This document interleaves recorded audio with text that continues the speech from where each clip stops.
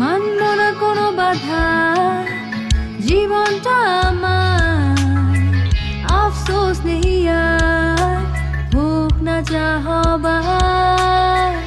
এলে জীবনে তুমি, জেলে নতুন আলো, জানি না কি হলো, এই মন হারালো ভালোবাসা ফিরে এলো।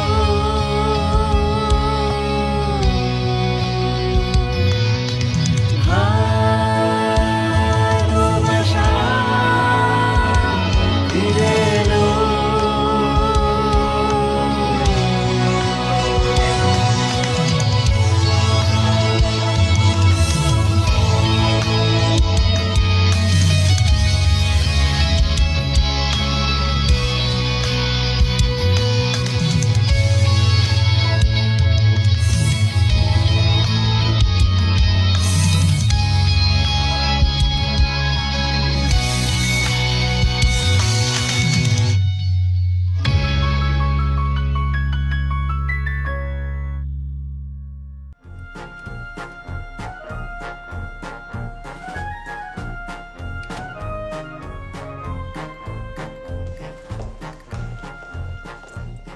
মুকাদ্দের এভাবে বোকার মতো এদিক সেদিক উকি মেরো না তো। ওই লোকটা হয়তো বা আশেপাশেই আছে। IVM centre. আরে থামো তো, একটু অপেক্ষা করো না।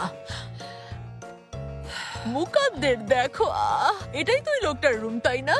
Psychologist Mulaim Mutlu Hepshen, non-violent communication and empathy expert. বাহ মুকু, লোকটার নামটা তো খুব সুন্দর। ঠিক লোককে বের করেছো। তা তো অবশ্যই। মুকু কখনো ভুল কিছু করেছে নাকি? চলো জলদি।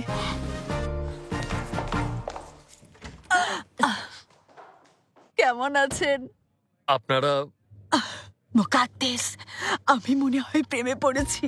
না, মনে হচ্ছে ইনি আমার জীবন সঙ্গী। মুকাদ্দের, তুমি এসব কি বলছো?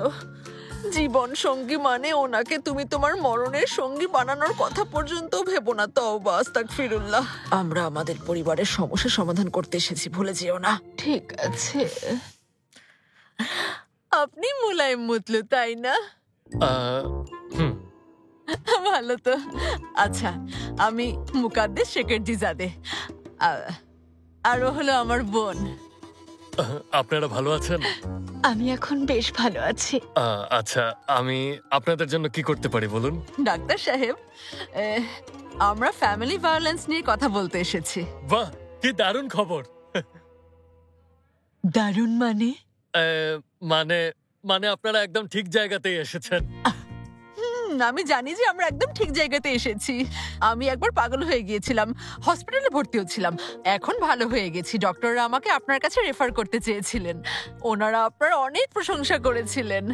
ডাক্তার সাহেব, আমরা চাচ্ছিলাম যে আপনি আমাদের পরিবারের জন্য নন ভায়োলেন্ট থেরাপির কাজ করুন। আমার কোনো থেরাপির প্রয়োজন নেই। আমি এমনিতেই খুব হাসি খুশি, শান্ত আর খুব সুখী একজন মানুষ, ঠিক যেন আপনার মতো। আমার মনে হয় আমাদের মধ্যে অনেক মিল আছে। মুকাদ্দের, আচ্ছা তুমি কি একটু চুপ করবে? হ্যাঁ, এটা নিয়ে একদম চিন্তা করবেন না।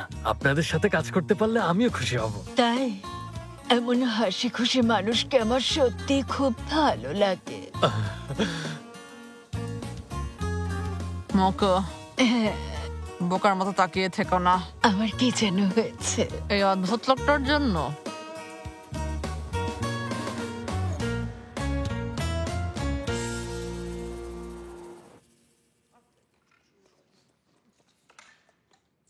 মুলাইম সাহেব আগামীকাল দুপুরে এখানে আসবেন। আচ্ছা মম, তুমি ওই থেরাপিটা কেমন হতে পারে কিছু জানো? কেমন আবার? থেরাপিটা খুবই ভালো হবে। মুলাইম সাহেব প্রথমে এক এক করে আমাদের সবার সাথে কথা বলে সমস্যাগুলো খুঁজে বের করবেন। দেখবেন যে কার ঠিক কতটুকু সমস্যা, আর তারপর উনি আমাদের সবাইকে একসাথে নিয়ে গ্রুপ থেরাপির ব্যবস্থা করবেন। আমরা কি ওনার সাথে আলাদাভাবে কথা বলতে পারবো? কেন পারবে না মা? অবশ্যই বলতে পারবে। যা ইচ্ছে করবে তুমি ওনাকে তাই বলবে, কোনো সমস্যা নেই। তারপর আমাদের সব সমস্যা ঠিক হয়ে যাবে? অবশ্যই ঠিক হবে। জানো লোকটা আমস্টারডাম থেকে থেরাপির উপর ট্রেনিং নিয়ে এসেছেন। তাছাড়া উনি অনেক অভিজ্ঞ। আমার তো ওনাকে অনেক ভালো লেগেছে, দেখলেই বুঝতে পারবে। বেহায়া। সব যেন ঠিক হয়ে যায়। শোনো, আন্টি যেহেতু বলেছে হ্যান্ডসাম কেউই হবে। মানে সবই বুঝলাম, কিন্তু রেস বাবা এটা কিভাবে যে মেনে নিচ্ছেন সেটাই বুঝতে পারছি না। কেন? আমিও চাই সব ঠিক হোক, তাই মেনে নিচ্ছি। না রেস বাবা, আপনি অন্যভাবে নেবেন না, একটু অবাক লাগছে। শেফকে তোমাদের জন্য সবকিছু করতে পারবে ফাতি। ম্যারিয়াম চুপ করো তো, এত আশকারা দিও না। মামার কথা জানি না, কিন্তু এটা নিয়ে আমার একদমই সমস্যা নেই। আসলেই কোনো সমস্যা নেই। নেই তো। দেখো তুমি নিজেই একটা সমস্যা যার কোনো সমাধান নেই। অবশ্যই সমাধান হবে। সবাই ডাক্তারের সাথে কথা বলবো, কেউ বাদ যাবে না। আমিও বলবো। হ্যাঁ, তুমিও বলবে। এখন প্রয়োজন না হলেও ভবিষ্যতে এটা অবশ্যই কাজে লাগবে। ইয়াদিকা ঠিকই বলেছে। আমরা আমাদের পরিবারের মঙ্গল আর শান্তির জন্য যা করছি, এটা তার মধ্যে অন্যতম কাজ। আম্মা, আপনি একদম ঠিক বলেছেন। তবে আমার কথা কিন্তু ভুলে গেলে চলবে না। আমাকে ধন্যবাদ দেওয়া উচিত। আমার জন্য এই পরিবার মঙ্গল আর শান্তির শিখরে পৌঁছে যাবে। আমিও বিশ্বাস করি যে সবকিছু আবারও ঠিক হয়ে যাবে। আচ্ছা মম, ওই থেরাপিস্টের নাম কি? মুলায়ম মতলু হেপশন ওনার নাম। বেহায়া একটা। লোকটার ভালোবাসার স্পর্শে সবকিছু ঠিক হয়ে যাবে। অবশ্যই বাবা, ইনশাআল্লাহ। আচ্ছা, তাহলে তোমরা কি সিদ্ধান্ত নিলে? দাদিমা, আপনার কাছে এটা দরকার মনে হলে কেন এমন করছো? আমাদেরও দরকার। আমরা সবাই রাজি, সমস্যা নেই, কথা বলে দেখি কি হয়। তুমি প্রেমে পড়ার জন্য আর কাউকে খুঁজে পেলে না? থু। সত্যি অনেক হ্যান্ডসাম। আহমেদ, তোমার সাথে আমার কিছু কথা আছে। তুরকান, তুমি খুব সুন্দর। হ্যাঁ, আমি জানি এটা কোনো বিষয় না। আমি কিছু কথা বলতে চাই।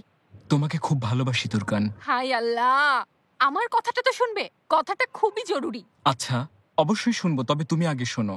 তুরকান, তোমাকে নিয়ে আমি একটা সুন্দর প্রেমের কবিতা লিখেছি, আগে ওটা তোমাকে শোনাতে চাই। আচ্ছা, পড়ো তাহলে। আচ্ছা, পড়ছি। কবিতার নাম হৃদয়ের আর্তনাদ। চাবি ঘোরানোর সাথে সাথে গাড়ির ইঞ্জিনও বিলাপ শুরু করলো। এই হৃদয়টাও ওই ইঞ্জিনের মতো তুরকান বলে বিলাপ করে। পথ সোজা হোক কিংবা বিপদসংকুল, আমার পাশে শুধু তুরকান থাকুক। একটা গাড়িতে থাকে 4টা চাকা। তুরকান, তোমাকে ছাড়া আমি বড্ড একা। রাস্তায় জ্বলছে আমাদের ভালোবাসার রঙিন বাতি, ডানে বামে মোড়, সেতুতে লেগেছে যানজট, বিশৃঙ্খলা কমাতে ট্রাফিকের বাঁশি। তুরকান, তোমাকে খুব ভালোবাসি। শেষ হয়েছে? তোমার ভালো লাগেনি? তোমার যদি এটা ভালো না লাগে তাহলে আমি আরেকটা শোনাই। আহমেদ, আমি ব্রেকআপ করব। কি? আমি ব্রেকআপ করব। আমাদের হবে না। কিন্তু কেন তুরকান? কারণ কারণ যারা কবিতা পড়ে আমি তাদের পছন্দ করি না। তোমার বাবাও তো পড়ে। আচ্ছা, তুমি কিভাবে নিজেকে বাবার সাথে তুলনা করছো? হ্যাঁ, অদ্ভুত। ব্রেকআপ। আমাদের মধ্যে কোনো সম্পর্ক নেই। তাছাড়া বাবা তোমার মতো একজন সাধারণ ড্রাইভারকে আমার জন্য কখনোই মেনে নেবে না। বুঝতেই তো পারছো। ওরা আহমেদ, ওখানে কি এই করছে? সম্পর্কের কোনো ভবিষ্যৎ নেই। আমিও সময় নষ্ট করতে চাই না। Bye bye. তুরকান, প্লিজ আমাকে ছেড়ে যেও না। আরে ছাড়ো তো তুমি। এমন করো না। এই থামো, তোমরা এখানে কি করছো? আইফের আন্টি, আমি হয়েছে, থাক। কথা না বলে চুপ থাকো, তোমার সাথে পরে কথা বলবো।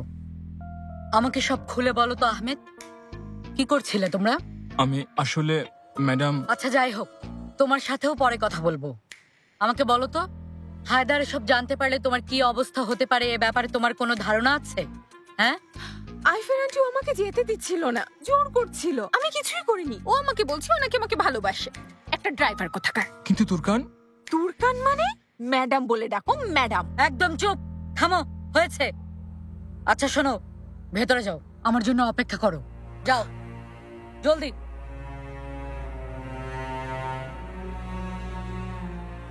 আর হ্যাঁ আহমেদ, শোনো, শুকরিয়া আদায় করো যে ভালো মুডে আছি, আর তাই আমি তোমাকে শুধু বরখাস্ত করলাম।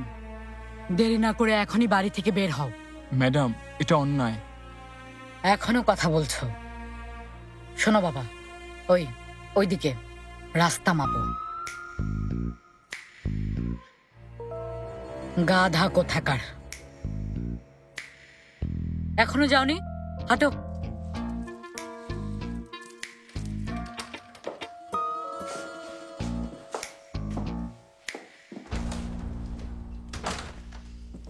ও, ম্যাডাম অবশেষে এলেন তাহলে। আচ্ছা, মাফিয়াদের সারাদিন কেমন কাটে? তোমরা কি শুধু একে অপরকে কেক আর পেস্ট্রির পরিবর্তে বুলেট অফার করো?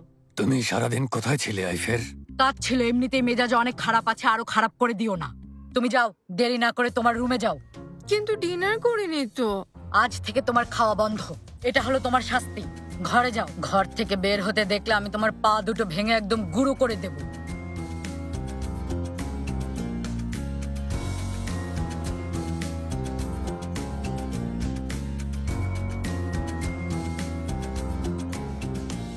আইফের কি হয়েছে? আম্মা কি করেছে তুর্কান? রুমে পাঠিয়ে দিলে? হ্যাঁ, আমরা কিছু করলে তো আমাদের চুল টানতে টানতে আমাদের রুমে নিয়ে যাও, আর তুর্কানকে কি বললে? তোমার রুমে চলে যাও। হ্যাঁ, ভালোই তো না? আচ্ছা, কি ব্যাপার, কি হয়েছে? দুজনের মধ্যে হঠাৎ এমন ঝামেলা হওয়ার কারণ কি? হ্যাঁ, তোমার কি তাতে? হ্যাঁ, কি সমস্যা? আমি তোমাকে কৈফিয়ত দেব? আল্লাহ আল্লাহ, তুমি যা করে বেড়াও তাকে আমাকে বলো যে আমাকেও বলতে হবে? মানে আমরা কিছু জিজ্ঞেস করতে পারবো না আইফের? না, জিজ্ঞেস করতে পারবে না। শোনো, ড্রাইভার আহমেদকে বরখাস্ত করেছি। আচ্ছা, কেন এমন করছো?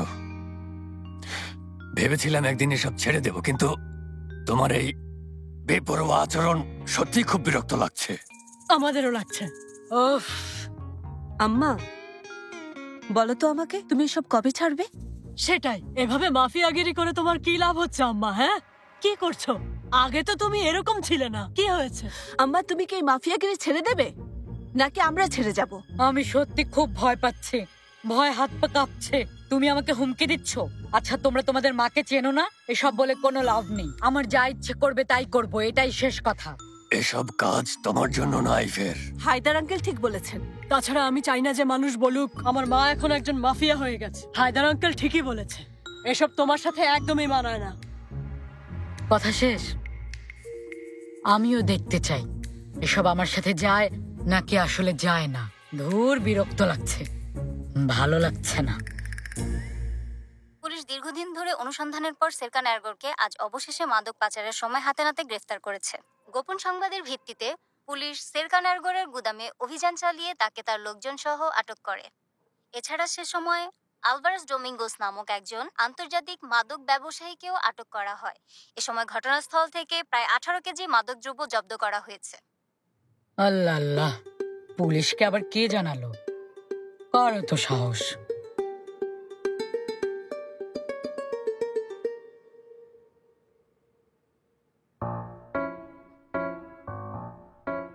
কি করছো ফাতি? জেনেব, জেনেব দেখো ওর পা কিভাবে কাঁপছে, নিশ্চয়ই দুঃস্বপ্ন দেখছে। ওকে জাগিয়ে দিই? না, একটু আগে ঘুম পাড়িয়েছি, একদম জাগাবে না ফাতি। কিন্তু ডক্টর তো আমাদের সবসময় ওর দিকে ভালো করে নজর রাখতে বলেছে। ডার্লিং, ডক্টর ভালো করে নজর রাখতে বলেছে, এর মানে এই না যে তুমি এখন ওর ঘুম ভাঙিয়ে দেবে। সমস্যা হচ্ছে কিনা এই বিষয়টা খেয়াল রাখতে বলেছে। যদি ও দুঃস্বপ্ন দেখে, আমার তো তাই মনে হচ্ছে। কি সব উল্টো পাল্টা বলছো? দেখো, তুমি এসব পাগলামো করে শুধু নিজের ক্ষতি করছো। একটু ঘুমানোর চেষ্টা করো। জানি না জেনেব, আচ্ছা আমি কেন এমন, মানে সবসময় মাথায় শুধু বাজে চিন্তাই ঘুরতে থাকে। তোমাকে আর কি বলবো বলো, আমিও তো একই কাজ করি, আমরা দুজনই একই রকম। আচ্ছা, ওই থেরাপিস্ট তো আমাদের কোনো সমাধানও দিতে পারে। দেখো আঙুল নাড়াচ্ছে, ওকে আমি জাগিয়ে দিই। আমি কিন্তু তোমাকে সত্যি খুন করে ফেলবো, শুয়ে পড়ো। ছবিও না ওকে।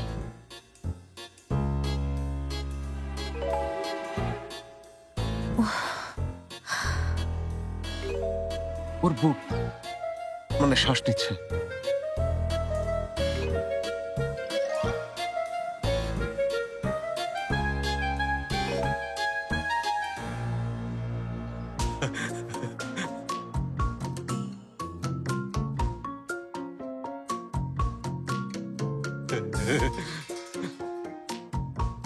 এভাবে হাসছে কেন? আমি কিভাবে বলবো, হয়তো নির্বাণ লাভ করেছেন। দরবেশ মনে হচ্ছে। চুপ করো, উনি শুনে ফেলবেন। মুলাইম সাহেব, আমাদের এখানে আসার জন্য আপনাকে অনেক ধন্যবাদ।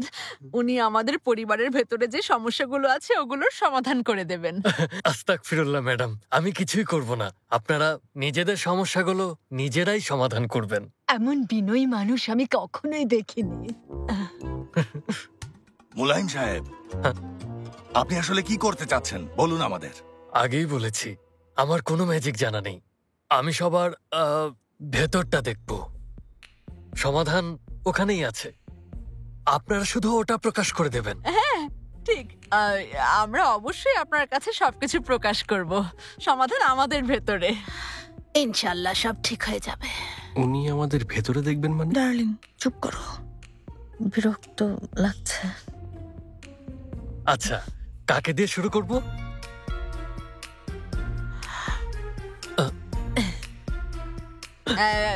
আমাকে দিয়ে করুন, আমি যেহেতু অভিজ্ঞ তাই বলছি আমাকে দিয়ে শুরু করা হোক। দেখো মুকাদ্দেস, তুমি নিজেই বলছো যে তুমি অভিজ্ঞ। অনভিজ্ঞকে দিয়ে শুরু করুক, আপনি আমাকে দিয়ে শুরু করতে পারেন। না ম্যাডাম, আপনারা চান বলেই আজ আমাকে এখানে ডেকে এনেছেন, আর তাই আমি যার আগ্রহ কম তাকে দিয়ে শুরু করতে চাই। প্লিজ কিছু মনে করবেন না। কে আগে শুরু করতে চান?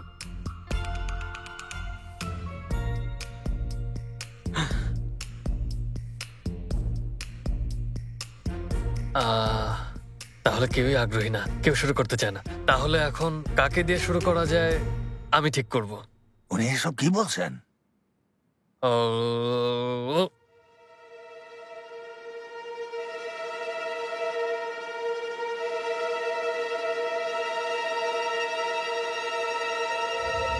হ্যাঁ শেফকেত সাহেব, তাহলে আপনাকে দিয়ে করি।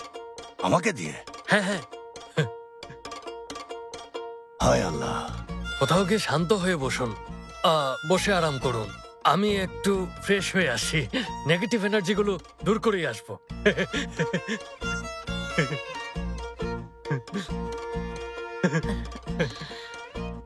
তওবা আস্তাগফিরুল্লাহ। অদ্ভুত। বাবাকে মেরে ফেলবে না তো? এত চিন্তা করো না।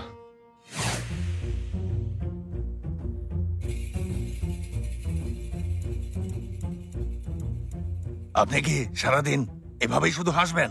না শেফকেত সাহেব, অবশ্যই কথা বলবো, কিন্তু প্রথমে পজিটিভ এনার্জি দিয়ে আপনাকে রিল্যাক্স করার চেষ্টা করছি। আরে এসব কথা বাদ দিয়ে আপনি আপনার কাজ করুন তো। আমার কাছে কি জানতে চান সেটা বলুন। আমি না, আপনি জিজ্ঞেস করুন। আমি জিজ্ঞেস করব? হ্যাঁ। কি জিজ্ঞেস করব? যা জিজ্ঞেস করতে ইচ্ছে করে।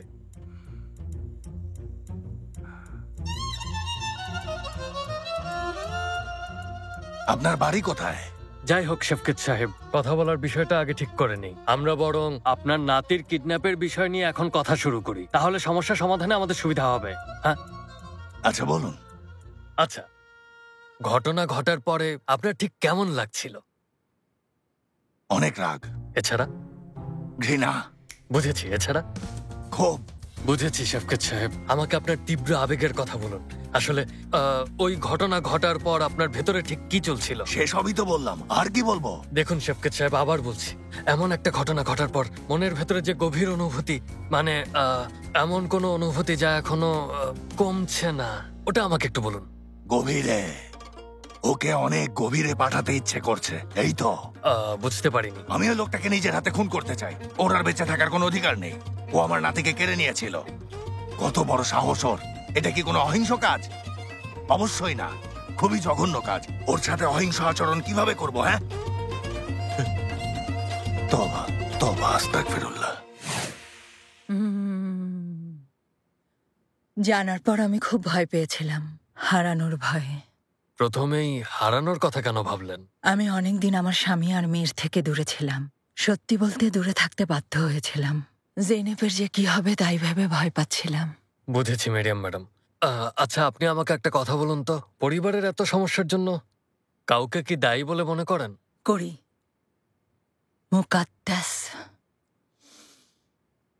মুকাদ্দেসকে। কি কারণ? কেননা উনি ছেলেমেয়েদের শান্তি নষ্টের সবচেয়ে বড় কারণ। হ্যাঁ, সবকিছু উনি শুরু করেছিলেন। আপনি কি নিশ্চিত যে এসব কাজ উদ্দেশ্যমূলক? উদ্দেশ্যমূলক মানে? মানে আপনি কি এ ব্যাপারে নিশ্চিত যে এসবের জন্য একমাত্র আপনার মেয়ের শাশুড়িই দায়ী? না, শেফকে তো আছে। এসবের জন্য ওকেও দায়ী করব। আমি তো ওকে ভয়ও পাই। এটা খুবই শক্তিশালী অনুভূতি। হ্যাঁ, ভয় পাওয়ার কারণটা কি জানতে পারি? কারণ ও নিজে যেমন সমস্যায় পড়ে, তেমন আমাদেরকেও সমস্যায় ফেলে দেয়। আচ্ছা, তার মানে আপনার হাজবেন্ডের প্রতি আপনার মনের মধ্যে কিছুটা অবিশ্বাস কাজ করে, তাই না? কিছুটা অবিশ্বাস করি মানে? আমি ওকে বিশ্বাসই করি না। প্রতিটা পদক্ষেপ নজরে রাখে, সবকিছু। আমি বুঝেছি। মুলাইম সাহেব, আপনি কেমন আছেন? আশা করি আপনার শরীর স্বাস্থ্য আল্লাহর রহমতে ভালোই আছে। অনেক ধন্যবাদ ইয়াদিকার ম্যাডাম, ভালো আছে। এবার তাড়াতাড়ি আপনার সমস্যাগুলো বলে ফেলুন। ওই আমি যে আমার কোন সমস্যার কথা বলবো একদম বুঝতে পারছি না। মূল সমস্যা, উৎস, মানে মূল সমস্যাটা কি সেটা আমাকে বলুন। আচ্ছা ঠিক আছে, তাহলে ওটাই আপনাকে বলছি। বলুন, আমি শুনছি। আচ্ছা শুনুন তাহলে বলছি। এই ঘটনাগুলোর উৎস অনেক অনেক বছর আগে আমাদের গ্রামে। এটা প্রায় 30 বছর বা 35 বছর আগের কথা, যখন আমার ভাইজান আর ভাবি একে অপরের প্রেমে পড়েছিল। দুজন দুজনকে এতটা ভালোবাসতো, এটা আসলে বোঝানো সম্ভব না। কিন্তু ওদের এই ভালোবাসার গল্পে একজন খারাপ লোক এসে ঢুকে পড়ে। লোকটার নাম জানতে চান? ওর নাম জাহিদ। ওই জাহিদ এত খারাপ ছিল, কিছু মনে করবেন না আপনি। খারাপ হলেও আসলে মৃত মানুষের নামে এসব বলা একদম ঠিক না, গুনার কাজ। যাই হোক, আল্লাহ ওকে মাফ করে দিক, কিন্তু আমার মনে হয় না মাফ করবে। লোকটা জাহান্নামের আগুনে এখনো জ্বলে পড়ে মরছে। তবে অবশ্যই আল্লাহ ওকে কখনো ক্ষমা করে দিলে এটা নিয়ে আমাদের কিছু বলার নেই, কিছুই না। যাই হোক, কোথায় ছিলাম যেন? হ্যাঁ, ওই জাহিদ নামের জঘন্য লোকটা হঠাৎ করে একদিন আমার ভাবিকে কিডন্যাপ করে নিয়ে গেল। আর এই মুকাদ্দেস আপা, হ্যাঁ, ডিএনএ রিপোর্ট বদলে দিলেন। ওই মুলাইম সাহেব, এ ধরনের ঘটনা সিনেমায় ঘটে থাকে, যা বাস্তবেই ঘটে গেল। আমরা তখন এত অবাক হয়েছিলাম যে বুঝতে পারছিলাম না খুশি হওয়া উচিত নাকি কষ্ট পাওয়া উচিত, কিছুই না। তারপর নিজেদের মধ্যে ঝামেলা শুরু হয়ে গেল। আমরা কি ওই অসভ্য এরতানকে সব বলে দেব নাকি বলাটা উচিত হবে না? আমরা কিছুই বুঝতে পারছিলাম না। বলবো নাকি বলবো না, বলা ঠিক হবে নাকি না বলা উচিত না অনুচিত। বলেননি তাহলে? বাহ মুলাইম সাহেব, আপনি অনেক বুদ্ধিমান। একদম ঠিক ধরেছেন আপনি। কিন্তু কিভাবে বুঝলেন? বাবুকে কিডন্যাপ করেছিল তাই অনুমান করেছি। হ্যাঁ, আমরা এখন সত্যিটা এরতান নামক অসভ্য লোকটাকে বলে দেব যে ওই বাচ্চাটা ওর? বলবো নাকি বলবো না, বলা ঠিক হবে নাকি না? আমাদের এখন কি করা উচিত? আমরা আসলে কি করব? এই তো এটা। প্লিজ থামুন, আমি সব বুঝতে পেরেছি। সব ঘটনা একপাশে রেখে দিয়ে আপনার মনের ভেতরের আকাঙ্ক্ষা আর আপনার জীবনে যে অপূর্ণ চাওয়া আছে ওটা আমাকে খুলে বলুন। ওই লজ্জা করে, পারবো না।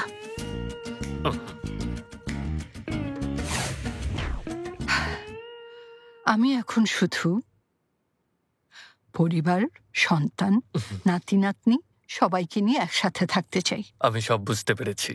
এতগুলো মানুষ একসাথে কোথাও থাকলে সমস্যাও থাকবে। তা ঠিক, কথায় আছে অধিক সন্ন্যাসীতে গা। আমি সব বুঝতে পেরেছি। এতগুলো লোক থাকলে একটু সমস্যা তো আসলে হতেই পারে। আচ্ছা, এই সমস্যাগুলোর মাঝে বড় সমস্যাটা কি আমাকে বলতে পারবেন? দুই পরিবারের মতাদর্শের পার্থক্য। কেউ যখন কোনো আইডিয়া নিয়ে আসে তখন অন্যরা সেই আইডিয়ার সাথে একমত হতে পারে না, তাই সমস্যার সমাধানও আর করা সম্ভব হয় না। আচ্ছা, এই ব্যাপারটাতে সবচেয়ে কে বেশি ঝামেলা করে? আমার বৌমা। মুকাদ্দেস ম্যাডাম করেন? আল্লাহ যেন সব ধরনের সমস্যা ঠিক করে দেন। আমিন। আচ্ছা, আমাদের এই সমস্যা সমাধানের জন্য কি কিছু করার আছে? হ্যাঁ, দেখুন, আমি আপনাকে এখনই এটা বলতে যাচ্ছিলাম। আপনি এ ধরনের সমস্যা সমাধানের জন্য কি করবেন ভেবেছেন? আমি তো ভেবেছিলাম আপনি আমাকে এটা বলবেন। না না না, আমি না, আপনি আমাকে বলবেন। সমাধানের উপায় আপনার ভেতরেই কিন্তু আছে। দেখুন মুলাইম মতলু হেপসেন সাহেব, আমি আপনাকে বলছি যে কিভাবে আমাদের পরিবারের সমস্যার সমাধান করা যাবে। হ্যাঁ প্লিজ। 3টা কাজ করার মাধ্যমে। কিভাবে বুঝিয়ে বলুন। বধির আর অন্ধ হতে হবে, অযথা কথা বলা বন্ধ করতে হবে। এই যেমন ধরুন, মুকাদ্দেস আমাকে যাই বলুক, কিন্তু আমি মুকাদ্দেসকে তারপরও খুব ভালোবাসি।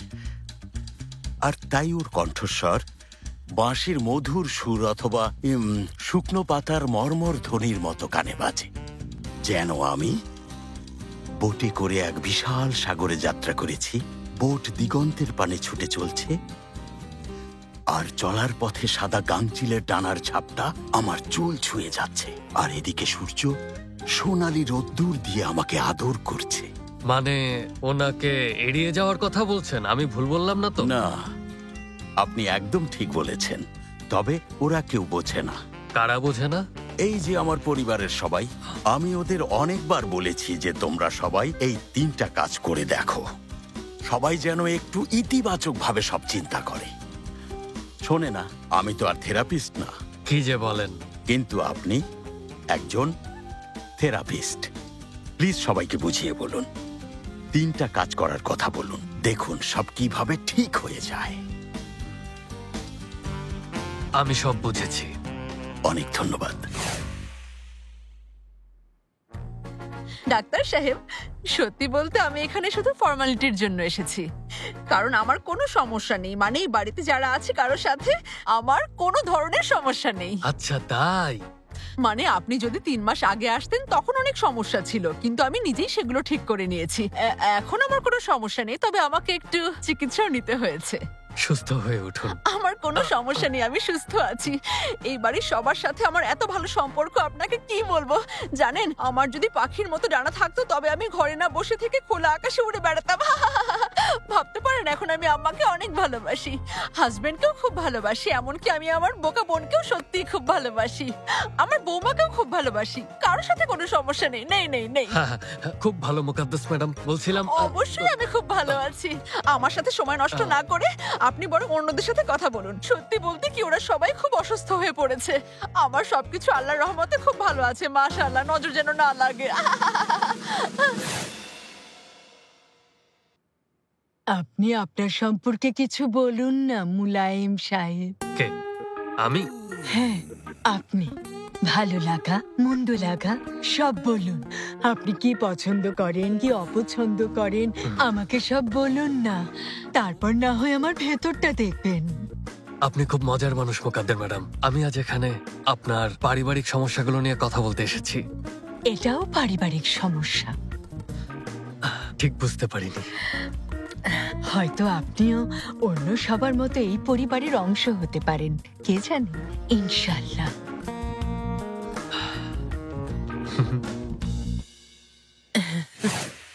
সেলিন ম্যাডাম, এই পরিবারটাকে একটা ছবির মতো কল্পনা করুন। ওই ছবিতে আপনি এখন নিজেকে কোথায় দেখছেন? সরি, আমি বুঝতে পারিনি। কেমন ছবি? এটা আপনি নিজের মতো করে কল্পনা করুন। আপনি কি ধরনের ছবির কথা বলছেন বুঝতে পারছি না। আচ্ছা, শান্ত হন, চোখ দুটো বন্ধ করুন। এখন আপনি পরিবারের সদস্যদের এক এক করে ক্যামেরার লেন্স দিয়ে দেখার চেষ্টা করুন। দেখছি। হ্যাঁ, এখন যে কোনো উপায়ে আপনার পরিবারের একটা ছবি তৈরি করুন। তাহলে সেলিন ম্যাডাম, আপনি ওই ছবিতে নিজেকে কোথায় দেখতে পাচ্ছেন?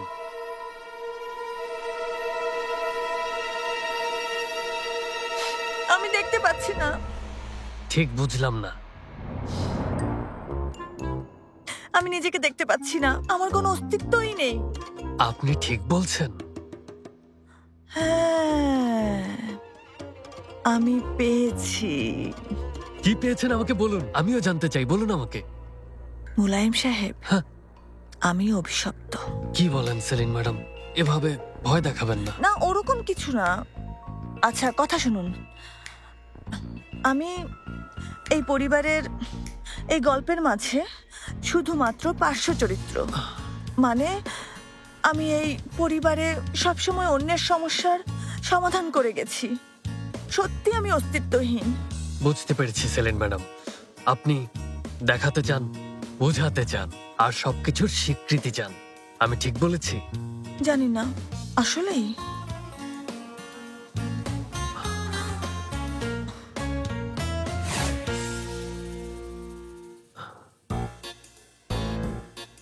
এভাবে তাকিয়ে আছেন কেন? সেলিন আপনাকে আমাদের নিয়ে গুরুত্বপূর্ণ কিছু বলেছে? কেমন সেটা? যে কোনো, সবই গুরুত্বপূর্ণ। সত্যি বলতে সেলিন ম্যাডাম, আমাকে ওনার গুরুত্বপূর্ণ কিছু ব্যক্তিগত সমস্যার কথা বলেছেন। কি বলছেন? ওর আবার কি সমস্যা? হ্যাঁ, বলুন তো আমাকে। না, বলতে পারবো না। কেন পারবেন না? আমি সেলিনের হাজবেন্ড। এটা সিক্রেট। আরে আল্লাহ আল্লাহ, বলুন তো। বললাম তো আমি ওর হাজবেন্ড। আমাদের মধ্যে সিক্রেট কিসের? দেখুন, আমাদের মধ্যে যা কথা হচ্ছে সেলিন ম্যাডাম অথবা অন্য কাউকে বলে দেয়া কি ঠিক হবে? না, আমাকে ভালোবাসে। অবশ্যই ভালোবাসে। আচ্ছা, আমরা এবার ওনার কথা বাদ দিই, আপনার বিষয়ে কথা বলি। আচ্ছা ঠিক আছে, বলুন। তবে আমাকে কোনো সিক্রেট জিজ্ঞেস করবেন না। না, তেমন কিছু জানতে চাইবো না, সাধারণ কিছু কথা জিজ্ঞেস করব। করুন। এখন এই পরিবারের প্রতিটা সদস্যকে নিয়ে একটা ছবি কল্পনা করুন। নিজেকে ওই ছবিতে কোথায় দেখেন? কোথায় আবার দেখবো বলুন?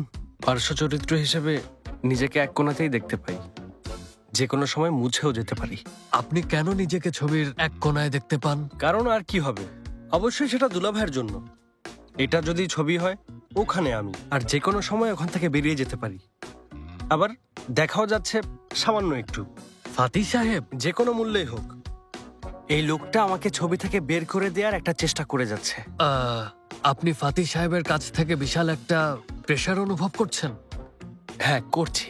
এটা আপনাকে গভীরভাবে যন্ত্রণা দেয় কি? আমি গভীরভাবে যেটা অনুভব করি সেটা আমার ভয়। আপনি কি নিয়ে ভয় পান? মানে কাছের মানুষগুলোকে হারানোর ভয়। আচ্ছা, আর এ কারণেই আপনি অনেক অপ্রাসঙ্গিক চাপ অনুভব করেন, তাই না? হ্যাঁ, সত্যি। সব বুঝতে পেরেছি। মানে থেরাপিস্ট ভাই, কিভাবে যে আপনাকে বোঝাবো, যেন আমার আমার মাথার ভেতর কেউ বসে আছে, ও সারাক্ষণ শুধু দুঃখের কথা লিখতে থাকে, আজে বাজে বিষয় ছাড়া আর কিছুই লিখতে পারে না। আমি এক মুহূর্তের জন্য শান্তি পাই না, মানে সারাক্ষণ শুধু দুশ্চিন্তাই করি। আচ্ছা, আপনার কি কোনো দুশ্চিন্তা নেই? হ্যাঁ, দুশ্চিন্তা সবারই আছে। মামার নেই, বাবারও কোনো দুশ্চিন্তা নেই, দাদিমা একদম স্বাভাবিক। অন্য সবার মতো আমি কেন হতে পারিনি? তবে কি আমি এই পরিবারের কেউ না? বলুন তো আমাকে, আমি কেউ না? আসলে আমার তা জানা নেই, তবে প্রতিটা মানুষই আলাদা। ওই যে ডিএনএ ছাড়া আর কিছুই মেলে না। আমরা এবার তাহলে আপনার ভয় নিয়ে কথা বলি। হ্যাঁ, না, বলতে ইচ্ছে করছে না। প্লিজ বলুন বলুন মিস্টার ফাতি, আপনি আপনার সবচেয়ে খারাপ একটা চিন্তার কথা আমার সাথে শেয়ার করুন তো। ধরুন সেলিম সুইমিং পুলের পাশ দিয়ে হেঁটে যাচ্ছে, হঠাৎ করে ও পানিতে পড়ে গেল। তখন ওকে বাঁচানোর জন্য সুইমিং পুলে লাফ দিয়ে নিজেও ডুবে গেল জেনেব। পরে আমি ওদের বাঁচালাম। তারপর রাতের বেলা আমরা ঘরেই আছি, জেনেব তখন খাচ্ছিল, হঠাৎ ওর গলায় খাবার আটকে গেল। ফাতি দৌড়ে যাচ্ছে, এদিকে লাইটার হাতে নিয়ে সেলিম অন্য পাশে বসে আছে। আর এমন সময় ফাতি দেখলো যে ওর সারা ঘরে আগুন লেগে গেছে, সব পুড়ে ছাই হয়ে গেল। তারপর রাতের বেলা ফাতি বাইরে দাঁড়িয়ে আছে, জেনেব আর সেলিম ওর হাত ধরে আছে। এমন সময় ওদের উপর একটা উল্কাপাত হলো। উল্কাপাত? উল্কা মানে উল্কাপিণ্ড, জানেন না? শেষেরটা একটু বাড়াবাড়ি হয়ে গেল না মিস্টার ফাতি? দেখুন, পৃথিবীতে উল্কাপাতের কারণে 20 জন মানুষ কিন্তু মারা গেছে। বুঝেছি। এক কথায় জেইনাব ম্যাডাম আর আপনার বাচ্চাকে নিয়ে আপনি অনেক বেশি দুশ্চিন্তা করেন, তাই না? হ্যাঁ হ্যাঁ, অনেক। মানে জেনেব আসলে সবসময় শুধু অ্যাকশন আর অ্যাডভেঞ্চারে থাকতে পছন্দ করে, কোনো কথা শোনে না, ওকে নিয়ন্ত্রণ করতে চায় না। ওর কাছে শুধু এটুকু চাই যেন আমাকে একটু বোঝে, এই আর কি। এভাবে বেঁচে থাকা যায়? আর কি করতে পারি বলুন?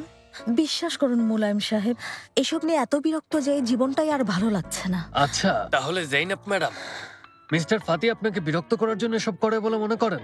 না, অবশ্যই তা না। ফাতি আমার ভালো মন্দ নিয়ে সবসময় চিন্তা করে, আমাকে খুব ভালোবাসে বলেই এমনটা করে। কিন্তু ঝামেলা বাঁধিয়ে ফেলে, কারণ ও তো আর এসবে অভ্যস্ত না। কিন্তু আমার ব্যাপারটা ওর থেকে একদম আলাদা। দেখুন, আমি এমন একজন মানুষ যে ছোটবেলাতেই নিজের পায়ে দাঁড়াতে শিখেছি, তাই আমার জন্য মেনে নেওয়াটা কঠিন। হ্যাঁ, দেখুন, এটা কিন্তু খুব ভালো একটা পয়েন্ট। আপনি দারুণ একটা কথা বলেছেন। এখান থেকেই বলুন। কোথা থেকে? মানে যখন থেকে আপনি আপনার নিজের পায়ে দাঁড়াতে শিখলেন, ওখান থেকে। হ্যাঁ, বলছি। সত্যি বলতে আমি স্বভাবগতভাবেই অনেক একরোখা, খুব দ্রুত রাগ করে ফেলি, দুঃসাহসী, একজন স্বাধীনচেতা মানুষ। যদি আপনি আমার বাবা মায়ের দিকে তাকান, আমি জেনেটিক ভাবে এসব পেয়েছি, কারণ আমি ওদের দুজনের মিশ্রণে একটা পারফেক্ট কম্বিনেশন। মানে আমি আমার নিজের সিদ্ধান্ত নিজেই নিতে পারি, সিদ্ধান্তের পরিণতিও খুব সহজে মেনে নিই। আর এটা আমার জীবন, আমি সবসময় নিজের মতো করে আমার এই জীবনটা কাটাতে চাই। কিন্তু এখন এমন একটা সময়ের ভেতর দিয়ে যাচ্ছি যে কারণে নিজের বাড়ি ছাড়তে বাধ্য হয়েছিলাম। এখন ওটা আবার আমার সাথে ঘটলে মেনে নেওয়াটা অনেক কঠিন মুলায়ম সাহেব। এসব নিয়ে আপনি মিস্টার ফাতির সাথে কথা বলেছেন? না। কেন? কারণ ওকে আঘাত করতে খুব খারাপ লাগে আমার। আগে এসব নিয়ে ওকে অনেক কষ্ট দিয়েছি, ওকে আর আঘাত করতে চাই না, কারণ ফাতি খুবই ইমোশনাল, এসব মেনে নিতে পারে না। কি করবেন বলে ভেবেছেন? জানি না।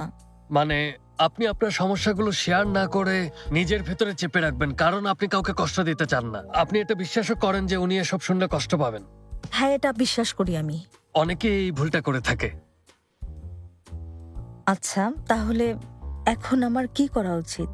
সমাধান আপনার ভেতরেই আছে, নিজেকে জিজ্ঞেস করুন। দেখুন আপনার মন কি বলে।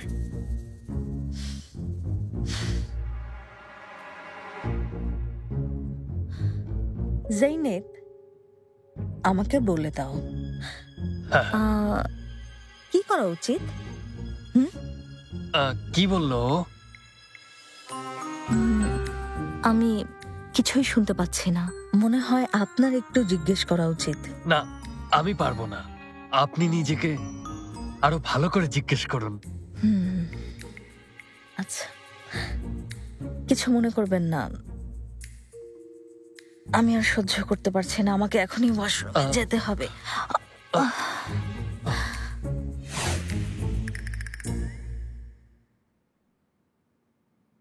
খুব দুঃখিত, তবে আমার মধ্যে সমাধান আছে, এটা না বললেই খুশি হব। তুমি এসব কেন বলছো? কারণ আমাকে বোকা বানাতে পারবেন না। বুঝতে পারিনি। দেখেছো, এখনো সমাধান যদি আমাদের ভেতরেই থাকে, তাহলে আপনি এখানে কি করছেন বলুন তো? ছোট ম্যাডাম, আমি যা জানতে চাচ্ছেন আমরা বলছি, আপনি সব বুঝেছেন বলছেন, আর আমরা কি করব জানতে চাইলেই আপনি নিজেকে জিজ্ঞেস করতে বলছেন। আচ্ছা, তাহলে আপনি এখানে কি করছেন? আমি এখানে সবাইকে পর্যবেক্ষণ করতে এসেছি, মানে সবার কথা শুনতে এসেছি। সমাধান আমাদের ভেতরে থাকলে পর্যবেক্ষকের কি প্রয়োজন থেরাপিস্ট সাহেব? কি বলতে চাচ্ছ তুমি আমাকে? কি ব্যাপার, ঘাবড়ে গেলেন যে? আমরা তো অহিংস ভাবেই কথা বলছিলাম, তাই না? না, তুমি এসব কি বলছো? ঘাবড়াবো কেন? আমি আপনাকে মোটেও বিশ্বাস করি না, তাই আপনাকে আমার ব্যাপারে কিছুই বলতে পারবো না, সরি। তুমি তো দেখছি ভীষণ ঠোঁটকাটা। ঠিক বলেছেন, আমি ঠোঁটকাটা।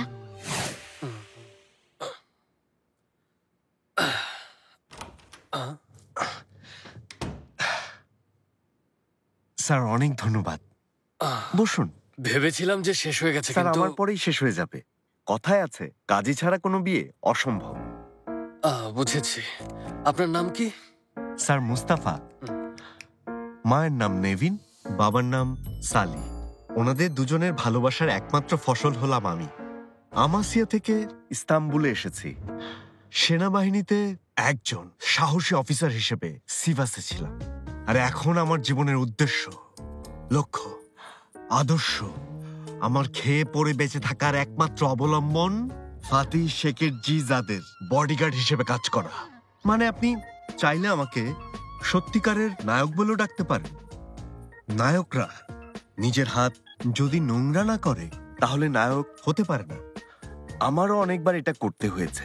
কতজনের রক্ত লেগে আছে। মানে হচ্ছে স্যার, এক কথায় বললে কখনো কেউ ফাতিহ স্যারের সাথে। আপনি থামুন এবার। আপনি কি এই পরিবারের কেউ নন? এই পরিবারের কেউ না, কিন্তু আমার মনে হয় এমন সংকীর্ণতা থাকা উচিত না। কারণ বলা হয়ে থাকে, রক্তের বন্ধনের চেয়েও বন্ধুত্ব গুরুত্বপূর্ণ। এই যেমন দেখুন, আমার আর ফাতিহ স্যারের মধ্যে যে সম্পর্ক, মানে আপনি এটাকে বন্ধুত্ব বলতে পারেন, আবার ভ্রাতৃত্বও বলতে পারেন। এটা আমার আবার পছন্দ না, তবে বন্ধু ভাবতে পারেন। একটু দাঁড়ান, আমি কি একটু ওয়াশরুমে যেতে পারি? ফ্রেশ হয়ে না হয় আমরা আবার শুরু করব। আপনি কি যে বলেন স্যার, আসুন। সংকোচ করছেন কেন? অনেক ধন্যবাদ, আসছি।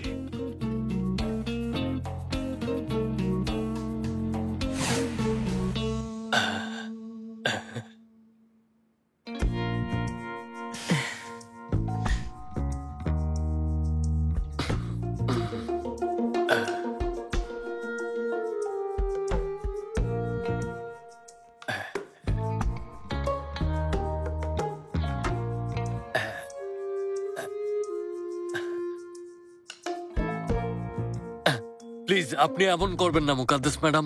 আরে না না, আমি কিছু দেখিনি তো, হঠাৎ করে একটু চোখ পড়ে গিয়েছিল।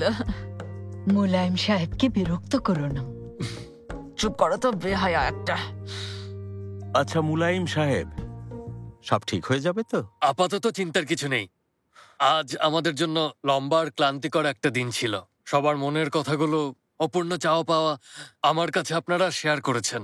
আমি সবকিছু নোট করে রেখেছি। আগামীকাল সবার সমস্যার সমাধান করতে আমি লাভ সার্কেলের সাহায্য নেব। লাভ সার্কেল, আমি গ্রুপ থেরাপির পরিবর্তে এই থেরাপিটা খুব বেশি পছন্দ করি। ওই লাভ সার্কেলটা কি বলবেন মুলায়ম সাহেব? লাভ সার্কেলে যাদের মধ্যে সমস্যা আছে ওনারা কথা বলবেন। কি? এটা অসম্ভব। মানে আমাদের মধ্যে এমন কিছু সম্ভব না। কিসব কথা বলছে? দেখি না কথা, এতদূর যখন এসেছি কথা বলেই প্লিজ থামুন, শান্ত হন। অনুমতি দিলে আমি বিদায় নেব। তবে চলে যাওয়ার আগে লাভ সার্কেলের আয়োজন ঠিকভাবে করার জন্য আপনাদের সবাইকে হোমওয়ার্ক দিয়ে যাব। আপনারা অবশ্যই ওটা করবেন। অবশ্যই আমরা আমি অবশ্যই কিছু করতে পারবো না। আমি ওসব করে দেব। আমি কিভাবে আমি করবো? শোনো না, ভগবান বলে, কিছু করতে দেবে। কি হচ্ছে? দেখা যাক উনি কি করতে দেয়। আচ্ছা, দেখা যাক কি করতে দেয়। আচ্ছা এবার আপনি বলুন। আজ রাতে ভুল করেও কোনোভাবে আমার সাথে যে কথা বলেছেন তা আপনারা কেউ কাউকে জিজ্ঞেস করবেন না। ইতিবাচক বিষয় নিয়ে কথা বলবেন, পুরনো দিনের কথা, অতীতের কিছু স্মৃতি নিয়ে কথা বলবেন। কথা বলতে না পারলে চুপ থাকবেন, কথা বলবেন না। লাভ সার্কেলের প্রথম শর্ত হলো লাভ সার্কেল নিয়ে কোনো ধরনের কথা না বলা। আচ্ছা, আমি যেন কথাটা কোথায় শুনেছি। ঠিক আছে, এটা তো সহজ। তারপর আরে এত প্রশ্ন করছো কেন? উনি তো সব বলেই দিচ্ছেন। থামো তুমি। আম্মা, বাচ্চাদের মতো কেন এত প্রশ্ন করছো? তোমার জন্য কিন্তু আমার লজ্জা লাগছে। আসলে আপনারা সবাই বাচ্চাদের মতো, সবার মাঝেই একজন দুষ্টু বাচ্চার বসবাস। আমার কাজ হলো ওই বাচ্চাটাকে মুক্ত করে দেওয়া। ইনশাআল্লাহ।